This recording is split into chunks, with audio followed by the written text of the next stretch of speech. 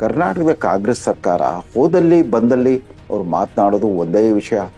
ನಮ್ಮ 5 ಗ್ಯಾರಂಟಿಗಳನ್ನ ಪ್ರಾಮಾಣಿಕವಾಗಿ ಅನುಷ್ಠಾನ ಮಾಡಿಬಿಟ್ಟಿದ್ದೇವೆ.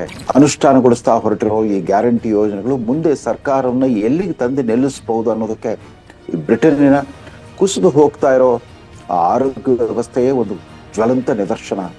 ಇವತ್ತು ಇಂಗ್ಲೆಂಡಿನ ಆರ್ಥಿಕ ವ್ಯವಸ್ಥೆ ತಳಪಾಯವನ್ನು ಮುಟ್ಟಿದೆ. ಕರ್ನಾಟಕದ ಕಾಂಗ್ರೆಸ್ ಶುರು ಮಾಡಿದ ಈ ಗ್ಯಾರಂಟಿ ಸ್ಕೀಮ್ಗಳ ವ್ಯವಸ್ಥೆ ಇದೊಂದು ರಾಷ್ಟ್ರೀಯ ಸಾಂಕ್ರಾಮಿಕ ಪಿಡುಗಾಗಿ ಕಾಡೋ ಸಾಧ್ಯತೆ ಇದೆ.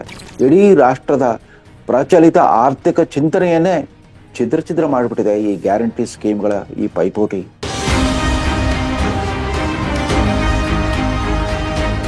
ಹೊಸದಿಗಂತ ಡಿಜಿಟಲ್ ಸುದ್ದಿವಾಹಿನಿಯ ರೇಷ್ಮೆ ರಾಜನೀತಿ ದೈನಂದಿನ ವಿಶ್ಲೇಷಣೆ ಕಾರ್ಯಕ್ರಮಕ್ಕೆ ಸುಸ್ವಾಗತ. ಗಣರಾಜ್ಯೋತ್ಸವದಲ್ಲೂ ಕೂಡ ಗ್ಯಾರಂಟಿ ಮೆರವಣಿಗೆ. ನಿನ್ನೆ ಕರ್ನಾಟಕದ ರಾಜಧಾನಿ ಬೆಂಗಳೂರಿನ ಎಂಜಿ ರಸ್ತೆಯ ಮಾಣಿಕ್ ಷಾ ಪರೇಡ್ ಗ್ರೌಂಡಿನಲ್ಲಿ ನಡೆದ ಸರ್ಕಾರದ ಅಧಿಕೃತ ಗಣರಾಜ್ಯೋತ್ಸವ ಸಮಾರಂಭದಲ್ಲಿ ವಾಡಿಕೆಯಂತೆ ರಾಜ್ಯಪಾಲ ಥಾವರ್ ಸಿಂಗ್ ಗೆಹ್ಲೋಟ್ ಅವರೇ ಭಾಷಣವನ್ನ ಮಾಡಿದರು. ಈ ಗಣರಾಜ್ಯೋತ್ಸವದ ಭಾಷಣವನ್ನ ಸಾಮಾನ್ಯವಾಗಿ ಆಯಾ ರಾಜ್ಯ ಸರ್ಕಾರಗಳೇ ಸಿದ್ಧಪಡಿಸಿ ಕೊಟ್ಟಿರ್ತಾರೆ. ಅಂದ್ರೆ ಅದರ ಒಕ್ಕಣಿಕೆಯಲ್ಲೂ ಕೂಡ ರಾಜ್ಯ ಸರ್ಕಾರದ ಉದ್ದೇಶಿತ ಆಡಳಿತಾತ್ಮಕ ಚಿಂತನೆ ಮತ್ತು ಪ್ರಚಲಿತ ಕಾರ್ಯಕ್ರಮಗಳು ಮತ್ತು ಇದುವರೆಗಿನ ಸಾಧನೆಗಳ ಪಟ್ಟಿ ಅಂತ ಇರುತ್ತೆ. ಅದರಲ್ಲಿ ರಾಜ್ಯಪಾಲರು ತಮ್ಮದೇ ಆದ ವಿಶೇಷ ಒಳನೋಟಗಳನ್ನ ಬಿಂಬಿಸುವ ಸ್ವಲ್ಪ ಮಟ್ಟಿನ ಅವಕಾಶ ಇರಬಹುದೇ ಹೊರತು ಒಟ್ಟಾರೆಯಾಗಿ ರಾಜ್ಯ ಸರ್ಕಾರದ ಪರವಾಗಿ ರಾಜ್ಯಪಾಲರು ಈ ಭಾಷಣವನ್ನ ನಿರೂಪಿಸ್ತಾರೆ. ನಿನ್ನೆ ನಡೆದಿದ್ದು ಅದೇ.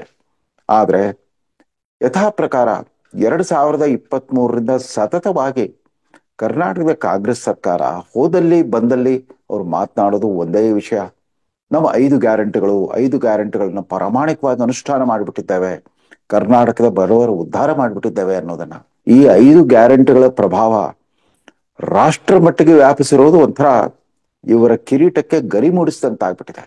ಅದರಲ್ಲೂ ಈ ಸಲದ ಈಗಾಗಲೇ ಚಾಲ್ತಿಯಲ್ಲಿರೋ ದಿಲ್ಲಿ ಅಸೆಂಬ್ಲಿ ಚುನಾವಣಾ ಪ್ರಚಾರದಲ್ಲೂ ಕೂಡ 3 ಪಕ್ಷಗಳು ವಿವಿಧ ರೀತಿಯ ಗ್ಯಾರಂಟಿಗಳ ಕೊಡುಗೆಗಳನ್ನು ನೀಡುವುದರಲ್ಲಿ ಪರಸ್ಪರ ಪೈಪೋಟಿ ನಡೆಸ್ತಾ ಇರೋದು ಇದರ ಕರ್ನಾಟಕ ಕಾಂಗ್ರೆಸ್ಸಿಗರ ಈ ಗ್ಯಾರಂಟಿ ಆರ್ಥಿಕ ವ್ಯವಸ್ಥೆ ಅನ್ನೋ ಪರಿಕಲ್ಪನೆಗೆ ಸಮರ್ಥನೆ ನೀಡೋ ಹಾಗಿರೋದು ಒಂಥರ ವಿಪರ್ಯಾಸಕರ. ಇವರೆಲ್ಲ ಒಂದು ಗಮನಿಸಿಲ್ಲ ಅಂತ ಕಾಣುತ್ತೆ. ಕರ್ನಾಟಕ ಕಾಂಗ್ರೆಸ್ ಸರ್ಕಾರದ ಪ್ರಭೃತಿಗಳಾಗ್ಲಿ ಅಥವಾ ಇವತ್ತು ದಿಲ್ಲಿಯಲ್ಲಿ ಪೈಪೋಟಿಗಳಿದಿರೋ ಆಮ್ ಆದ್ಮಿ ಪಕ್ಷ, ಭಾರತೀಯ ಜನತಾ ಪಕ್ಷ ಮತ್ತು ಕಾಂಗ್ರೆಸ್ ಪಕ್ಷದ ಮುಂದಾಳುಗಳು ಇದೇ ತರದ ವ್ಯವಸ್ಥೆಯನ್ನ ದಶಕಗಳಿಂದ ರೂಢಿಸಿಕೊಂಡು ಬಂದ ಬ್ರಿಟಿಷ್ ಸಾಮ್ರಾಜ್ಯದಲ್ಲಿ ಏನಾಗ್ತಾ ಇದೆ, ಇವತ್ತು ಬ್ರಿಟನ್ನಿನ ಸರ್ಕಾರದಲ್ಲಿ ಅಲ್ಲಿನ ಆರೋಗ್ಯ ವ್ಯವಸ್ಥೆ ಸಂಪೂರ್ಣ ಶಿಥಿಲಾವಸ್ಥೆಗೆ ತಲುಪಿಬಿಟ್ಟಿದೆ. ಮೊದಲಿಂದ ಇಡೀ ಜಗತ್ತಿನಲ್ಲಿ ಬ್ರಿಟನ್ನಿನ ಸರ್ಕಾರಿ ಆರೋಗ್ಯ ವ್ಯವಸ್ಥೆ, ರಾಷ್ಟ್ರೀಯ ಆರೋಗ್ಯ ಸೇವಾ ವ್ಯವಸ್ಥೆ, ನ್ಯಾಷನಲ್ ಹೆಲ್ತ್ ಸರ್ವಿಸ್ ಸ್ಕೀಮ್, ಅದು ಅತ್ಯಂತ ಜನಪ್ರಿಯವಾದ ವ್ಯವಸ್ಥೆ ಆಗಿತ್ತು, ಅನುಕರಣೀಯ ಮಾದರಿ ಆಗಿತ್ತು, ಎಲ್ಲವೂ ಆಗಿತ್ತು ನಿಜ. ಆದ್ರೆ ಇವತ್ತು ಇತ್ತೀಚೆಗೆ ಈಗ 1 ವಾರದ ಹಿಂದೆ ಅಲ್ಲಿನ ನರ್ಸಿಂಗ್ ಅಸೋಸಿಯೇಷನ್, ದಾದಿಯರ ಒಂದು ಸಂಘಟನೆ ರಾಷ್ಟ್ರವ್ಯಾಪಿ ಒಂದು ಸಮೀಕ್ಷೆಯನ್ನ ನಡೆಸಿಬಿಟ್ಟು ಇವತ್ತು ಅಲ್ಲಿನ ಸರ್ಕಾರಿ ಆಸ್ಪತ್ರೆಗಳ ಸ್ಥಿತಿ ಎಷ್ಟರ ಮಟ್ಟಿಗೆ ಹದಗೆಟ್ಟಿದೆ ಅನ್ನೋದನ್ನ ಬಿಂಬಿಸ್ಬಿಟ್ಟಿದೆ. ಇಂಗ್ಲೆಂಡಿನ ಆಸ್ಪತ್ರೆಗಳಲ್ಲಿ ಅಲ್ಲೆಲ್ಲ ಮೊದಲು ದೇಶ ವಿದೇಶಗಳ ವೈದ್ಯರುಗಳೆಲ್ಲ ಇಂಗ್ಲೆಂಡ್ಗೆ ಹೋಗ್ಬಿಟ್ಟು FRCS, FRCP, MRCP ಇತ್ಯಾದಿ ಸ್ನಾತಕೋತ್ತರ ಪದವಿಗಳನ್ನ ಪಡ್ಕೊಂಡು ಬಂದ್ಬಿಟ್ಟು ಇಲ್ಲಿ ತಮ್ಮ ವೈದ್ಯಕೀಯ ಪ್ರಾಕ್ಟೀಸ್ ಮಾಡ್ತಾ ಇದ್ರು. FRCS ಅಂದ್ರೆ ಅದೊಂದು ವೈದ್ಯಕೀಯ ವೃತ್ತಿಯಲ್ಲಿ ಅತ್ಯಂತ ಗೌರವಾನ್ವಿತ ಪದವಿ.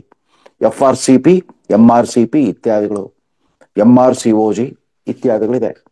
ಆದ್ರೆ ಇವತ್ತು ಅಲ್ಲಿನ ರಾಷ್ಟ್ರೀಯ ಆರೋಗ್ಯ ವ್ಯವಸ್ಥೆ ಯಾವ ಮಟ್ಟಕ್ಕೆ ತಲುಪಿದೆ ಅಂತಂದ್ರೆ ಕಾರಿಡಾರ್ಗಳಲ್ಲೇನೆ ಮರಣಾಂತಿಕ ರೋಗ ಪೀಡಿತರಾಗಿರೋ ರೋಗಿಗಳನ್ನ ಮಲಗಿಸ್ಬಿಟ್ಟಿರ್ತಾರಂತೆ. ಅವರು ಅಲ್ಲೇ ವಾಂತಿ ಮಾಡ್ಕೊಳ್ಳೋದು, ಅಲ್ಲೇನೆ ಅದನ್ನೆಲ್ಲ ಸ್ವಚ್ಛಗೊಳಿಸೋ ಸಿಬ್ಬಂದಿ ಕೂಡ ಅಲ್ಲಿ ಇಲ್ಬತ್ತೆ. ಅಲ್ಲೂ ಕೂಡ ವೈದ್ಯರುಗಳ ಸಂಖ್ಯೆ ಕೊರತೆ ಇದೆ, ನರ್ಸ್ಗಳ ಸಂಖ್ಯಾಬಲದಲ್ಲಿ ಕೊರತೆ ಇದೆ. ಖಾಲಿ ಬಿದ್ದ ಸ್ಥಾನಗಳನ್ನು ತುಂಬೋ ಸ್ಥಿತಿಯಲ್ಲಿ ಇಂಗ್ಲೆಂಡಿನ ಸರ್ಕಾರ ಇಲ್ಲ. ಇಂಗ್ಲೆಂಡ್ ಸರ್ಕಾರದ ಖಜಾನೆ ಬೊಕ್ಕಸ ಕೂಡ ಖಾಲಿ ಆಗಿಬಿಟ್ಟಿದೆ ಅಂತ. ಯಾಕಂದ್ರೆ ಅವರು ವಿವಿಧೋದ್ದೇಶದ ಈ ಕಲ್ಯಾಣ ಯೋಜನೆಗಳನ್ನು ಅನುಷ್ಠಾನ ಮಾಡ್ತಾ ಬಂದ್ರು.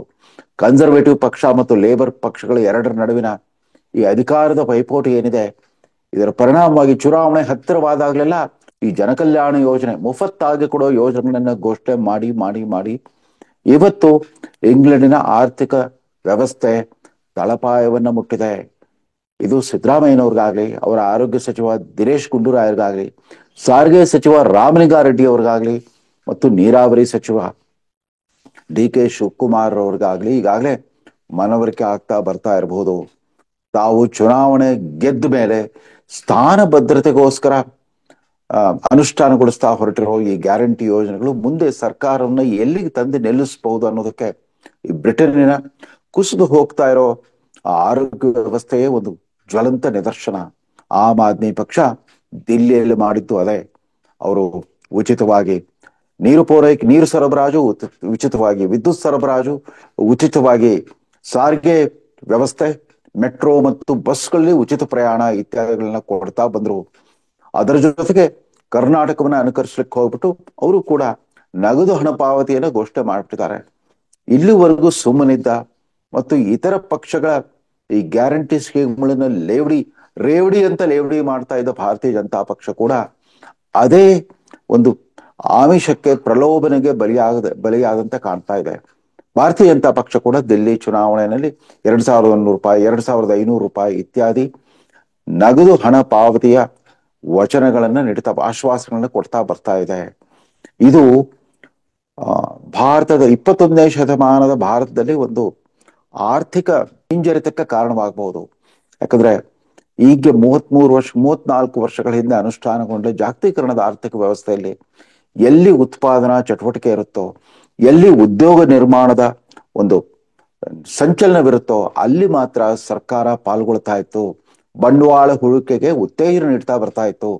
ಇದರಿಂದಾಗಿ ಖಾಸಗಿ ಕಾರ್ಪೊರೇಟ್ ವಲಯದಲ್ಲಿ ದೊಡ್ಡ ಪ್ರಮಾಣದ ತಂತ್ರಜ್ಞಾನ ಆಧಾರಿತ ಮತ್ತು ಇತರ ಉಪವೃತ್ತಿಗಳು ಸೃಷ್ಟಿಯಾದವು, ಲಕ್ಷಾಂತರ ಉದ್ಯೋಗಗಳು ಸೃಷ್ಟಿಯಾದವು ಮತ್ತು ಒಂದು ಸುಸ್ಥಿರ ಆರ್ಥಿಕ ವ್ಯವಸ್ಥೆಯತ್ತ ನಾವು ಭಾರತ ದೇಶ ನಡೆದಿತ್ತು. ಈಗ ಇದ್ದಕ್ಕಿದ್ದಂತೆ ಈ ಕರ್ನಾಟಕದ ಕಾಂಗ್ರೆಸ್ ಶುರು ಮಾಡಿದ ಈ ಗ್ಯಾರಂಟಿ ಸ್ಕೀಮ್ಗಳ ವ್ಯವಸ್ಥೆ ಇದೊಂದು ರಾಷ್ಟ್ರೀಯ ಸಾಂಕ್ರಾಮಿಕ ಪಿಡುಗಾಗಿ ಕಾಡೋ ಸಾಧ್ಯತೆ ಇದೆ. ಆದ್ರೆ ರಾಜ್ಯಪಾಲರಿಗೆ ಗತ್ಯಂತರವಿಲ್ಲ.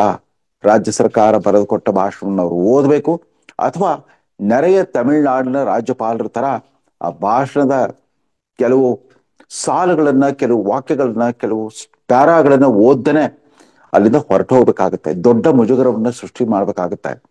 ನಮ್ಮ ರಾಜ್ಯಪಾಲರು ಹಾಗಲ್ಲ. ಮಧ್ಯಪ್ರದೇಶ್ ರಾಜ್ಯದ ದಲಿತ ಕುಟುಂಬದಿಂದ ಬಂದವರು. ಈ ಸಾಮಾಜಿಕ ಹಿನ್ನೆಲೆಯನ್ನು ಕೂಡ ಕರ್ನಾಟಕ ಬಿಜೆಪಿ ಘಟಕದವರು ಎಂದೂ ಬಿಂಬಿಸಿಲ್ಲ. ಆಗಾಗ ರಾಜ್ಯ ಸರ್ಕಾರ ರಾಜ್ಯಪಾಲರ ಆದೇಶಗಳನ್ನ ಧಿಕ್ಕರಿಸುವಂತ ಅನೇಕ ಕ್ರಮಗಳನ್ನು ಕೈಗೊಂಡಾಗಲೂ ಕೂಡ ಯಾರು ಕೂಡ ಪ್ರತಿಭಟಿಸೋ ಒಂದು ಸಮಯ ಪ್ರಜ್ಞೆಯನ್ನು ಕೂಡ ಪ್ರದರ್ಶಿಸಿಲ್ಲ. ತಾವರ್ ಸಿಂಗ್ ಗೆಹ್ಲೋಟ್ ಅವರು ಸರ್ಕಾರ ಬರೆದುಕೊಟ್ಟ ಭಾಷಣ ಓದಿದ್ರು. ಹಾಗಾಗಿ ಸರ್ಕಾರ ಜಾರಿ ಮಾಡ್ಲಿಕ್ಕೆ ಹೊರಟಿರೋ ಸುಮಾರು 60,000 ಕೋಟಿ ಆರ್ಥಿಕ ಹೊರೆಯನ್ನ ಸೃಷ್ಟಿ ಮಾಡಿರೋ ಈ ಗ್ಯಾರಂಟಿ ಸ್ಕೀಮ್ಗಳ ಗುಣಗಾನವನ್ನ ಅವರು ಬಿಟ್ಕೊಡ್ಲಿಲ್ಲ. ಅದನ್ನ ಓದ್ದೇ ಬಿಡಬಹುದಾಗಿತ್ತು. ಆದ್ರೆ ಏನ್ ಮಾಡ್ತೀರಾ, ಅವರೊಬ್ಬ ಸಜ್ಜನ ರಾಜಕಾರಣಿ.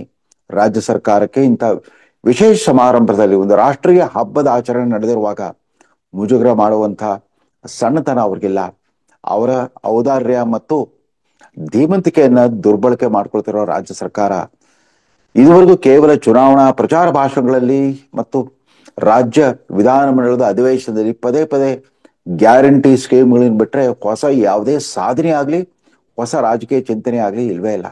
ಅದಿರ್ಲಿ, 2 ವರ್ಷಗಳ ಈ ಪ್ರಯೋಗಾತ್ಮಕ ಅನುಷ್ಠಾನದ ನಂತರ ಈ ಗ್ಯಾರಂಟಿ ಸ್ಕೀಮ್ ಅನ್ನೋ ಈ ಪ್ರವೃತ್ತಿಗೆ ಯಾವ್ದಾದ್ರು ಒಂದು ಆರ್ಥಿಕ ಒಂದು ಶಾಸ್ತ್ರೀಯವಾದ ಸಮರ್ಥನೆಯನ್ನು ಕೊಡ್ಲಿಕ್ಕೆ ಸಾಧ್ಯವಾಗಿದೆಯಾ? ಅದೊಂದು ಸಿದ್ಧಾಂತದ ಸ್ವರೂಪ ಪಡ್ಕೊಂಡಿದೆಯಾ? ಇಲ್ಲ. ಅದು ಚುನಾವಣಾ ಬಡವರ ಮತಗಳನ್ನ ಸೆಳೆಯೋ ಒಂದು ಅಸ್ತ್ರವಾಗಿ ಬಳಸ್ಕೊಳ್ತಾ ಬಂದಿದ್ದಾರೆ.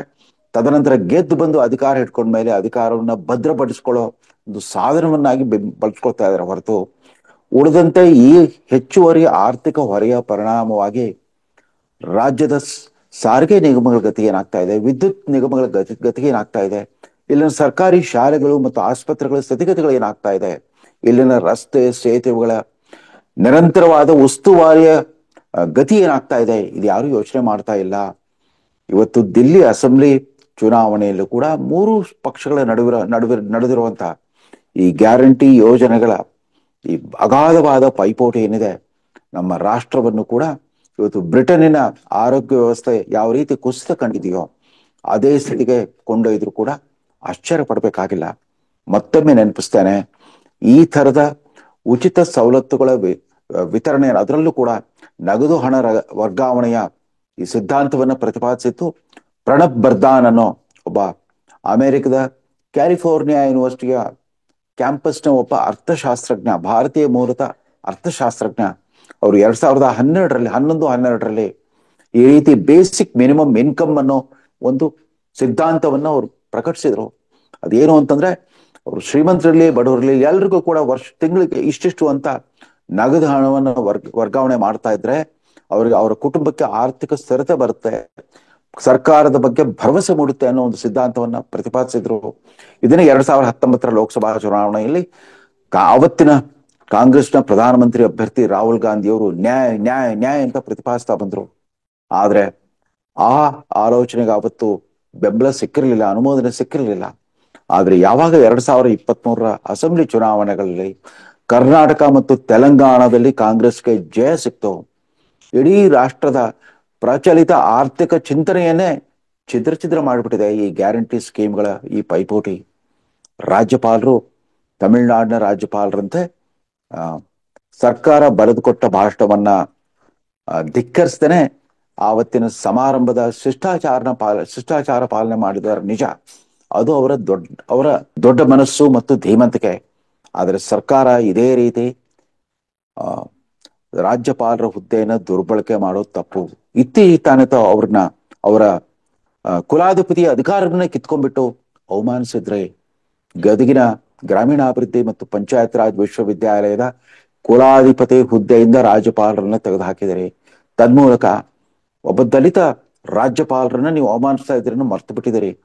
ಮಾತಿಟ್ಟಿದ್ರೆ ಸಾಮಾಜಿಕ ನ್ಯಾಯದ ಮಂತ್ರ ಜಪಿಸೋ ಕರ್ನಾಟಕದ ಕಾಂಗ್ರೆಸ್ಸಿಗರು ತಾವು ಮಾಡ್ತಿರೋ ಉದ್ದೇಶಿತ ಅಥವಾ ಅನುದ್ದೇಶಿತ ಪ್ರಮಾದಗಳ ಬಗ್ಗೆ ಎಚ್ಚರದಿಂದಿರಬೇಕು ಅಂತ ಹೇಳ್ತಾ, ಗಣರಾಜ್ಯೋತ್ಸವದಲ್ಲೂ ಕೂಡ ಗ್ಯಾರಂಟಿಗಳ ಮೆರವಣಿಗೆ ಅನಗತ್ಯವಾಗಿತ್ತು, ಗ್ಯಾರಂಟಿ ಕಾರ್ಡ್ ಪೆರೇಡ್ ಅನಗತ್ಯವಾಗಿತ್ತು. ಇದು ಗಣರಾಜ್ಯೋತ್ಸವದ ಒಂದು ಮಿಲಿಟರಿ ಕವಾಯತಿನ ಸಂದರ್ಭ, ರಾಜ್ಯಪಾಲರ ಔಪಚಾರಿಕ ಭಾಷಣ ಇರುತ್ತೆ, ಸದುದ್ದೇಶದ ಭಾಷಣ ಇರಬೇಕೆ ಹೊರತು ರಾಜ್ಯಪಾಲರ ಹುದ್ದೆಯನ್ನ ದುರ್ಬಳಕೆ ಮಾಡೋ ಪ್ರಯತ್ನವನ್ನ ಮಾಡಿಕೊಡುದು ಅಂತ ಹೇಳ್ತಾ ಈ ಸಂಚಿಕೆಯನ್ನು ಮುಗಿಸ್ತಾ ಇದ್ದೇನೆ. ನಮಸ್ಕಾರ.